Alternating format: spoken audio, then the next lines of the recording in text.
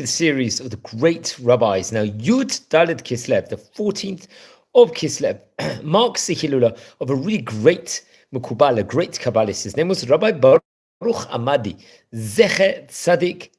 Now, he was born in English year 1909, and he would become a really great, diligent learner, rabbi that will, let's say, in of itself, deal and learn a great amount of Torah, get very into the greatest high steps of tefillah, in of itself, prayers, very tznuah, and an excellent, brilliant rabbi in of itself. He established beit-הכנסת, a synagogue. I think it was named the Tza'akat Hadal, and this was in the old city in of itself. He was very known for his incredible humility and gave great honor to other people. It's actually interesting. I think when he was born, even before he was born, miracles actually happened to his great mother, the great Rabbanit in of itself. I think during her 7th month of pregnancy, if I'm not mistaken, it was reported over that her eyesight was actually lost, and she went to pray, and actually went to.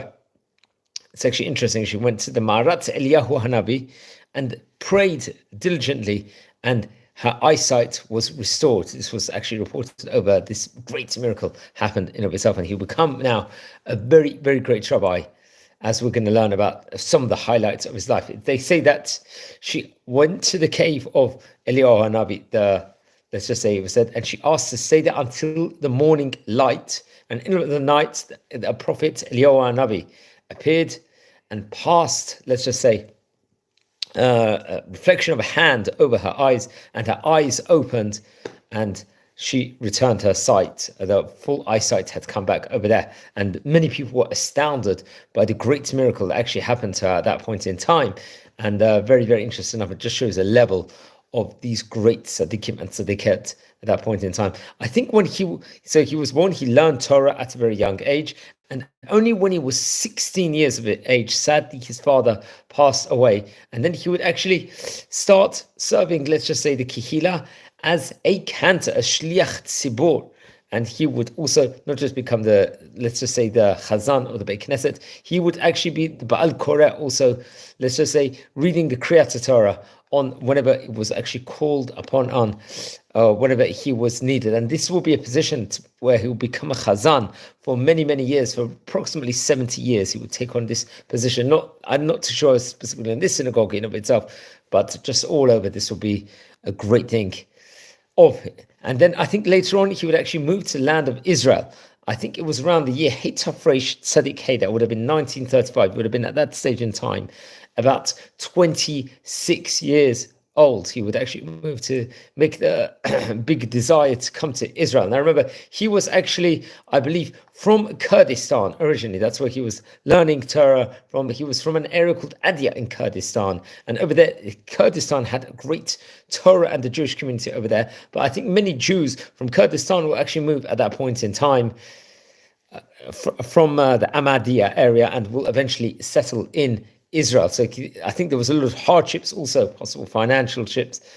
This was in Kurdistan at that point in time. He would make this journey and pass through different places and arrive safely in Jerusalem, and would actually dwell in Jerusalem, I believe. Remember, Jerusalem is one of the 4 holy cities of Israel, along with Tiberias, Hebron, and Tzfat, respectively. Over there, he engaged and he really dealt in learning Kabbalah at the highest level over there, which is very interesting enough. That's once he arrived in Israel. He learned great amount. I think he inside the Tzemach Tzedek, if I'm not mistaken, and he was very close to the famous Rabbi Yitzchak Alfiyah, who happened to be one of the great rabbis over there of that specific era and that specific time, definitely one of the great Kabbalists. And we've mentioned him on various occasions before. We dedicated a video written about Rabbi Yitzchak Alfiyah, I believe, on his Hilula time period, which was, we recorded this approximately just over 2 years ago, maybe 2 years and 3 months ago. I believe he was taken captive to Jordan at one stage, I think in 1948, with other men from the old cities reported over. Unfortunately, there was always anti-Semitism against Jewish people, and over there, that actually he was unfortunately suffered from this. At this point in time, 1948, 48. Remember, this was a time period of the Independence War in of its own time. I'm not sure it was connected to that, but he dedicated his time in captivity to reconstructing the prayer order for Rosh Hashanah and Yom Kippur. Reported over, he wrote 8 notebooks over there, which are in the Museum of the Old City even today, at that point in time. Thank God he was actually released from captivity, and after that the rabbi and his family would settle in the Katamon neighborhood in Jerusalem. And the rabbi, I think, saw that he found like a synagogue there in of itself had been destroyed. So he decided to rebuild this synagogue. And within a short period of time, the synagogue was rebuilt in its original form. And it was absolutely incredible. And it was like a very humble community synagogue in of itself. And he did huge amounts. I believe he would eventually pass away on the 14th of Kislev. I think it was in English year 1999 when he passed away. So that he would have been about 90 years of age at that point in time. He was buried in Har Zeitim, the Mount of Olives burial plot in Israel. He came from great rabbinic heritage. His father's name was Rabbi Chaim, who was a very great rabbi, including among his rabbis. His rabbi was Rabbi Yitzchak Alfiyah, who was a great rabbi we spoke about just a few minutes ago.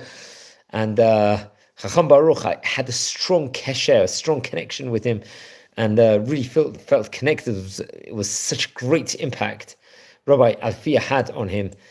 And much can be said, maybe another video in of it, with just a spirituality and emotionally in of itself. They had this agreement among themselves. They didn't want there to be even a single moment where there wouldn't be Torah study. So they would make like one of the great rabbis would try and learn by day and the other great rabbi by night, so that all the time period, there will be Torah learning perpetuating every single moment that is possible. And I think they actually set different shifts of Torah study throughout the day, one in the morning and one in the evening, as we stated just beforehand. That was just greatness in regards to the rabbi and how much he was seen at the highest esteem by many of the great rabbis. It's actually interesting. Many rabbis, we did talk about the humility the rabbis actually describe within regards to the great rabbi we're speaking about here now. And they actually say that one night, I think his custom was to study in the place of Ezra the scribe in the synagogue over there, I think in Kurdistan this time period. And Ezra the scribe, the famous Ezra, would actually appear to him in the synagogue. Absolutely astounding. Appeared in his own glory, let's just say. And how greatness, it was just a great level that this rabbi was on, was absolutely incredible. Many miracles happened to Rabbi Baruch Amadi, and he was really like an angel in this world, one of the great Torah learners, without doubt, within regards to that point in time. And just greatness, many other miracles can be said, where angels would actually come in and teach him, or see him and learn him and visit him inside the synagogues. And many of these miracles actually took place, which has been reported over. And he's one of the great rabbis, definitely from Kurdistan in Jewish history, Rabbi Baruch Amadi Z'tl. He passed away 25 years ago in English year 1999. Now, please don't forget to light candles in the great rabbi's memory. Friends, we are community here. We are learning all about the great rabbis of yesteryear. We've already covered more than 530 rabbis here. If you happen to be related to any of these great rabbis, please send me an email. Let me know more information on the great Chachamim. I'd love to hear from it. Please subscribe to the channel. We're a community here.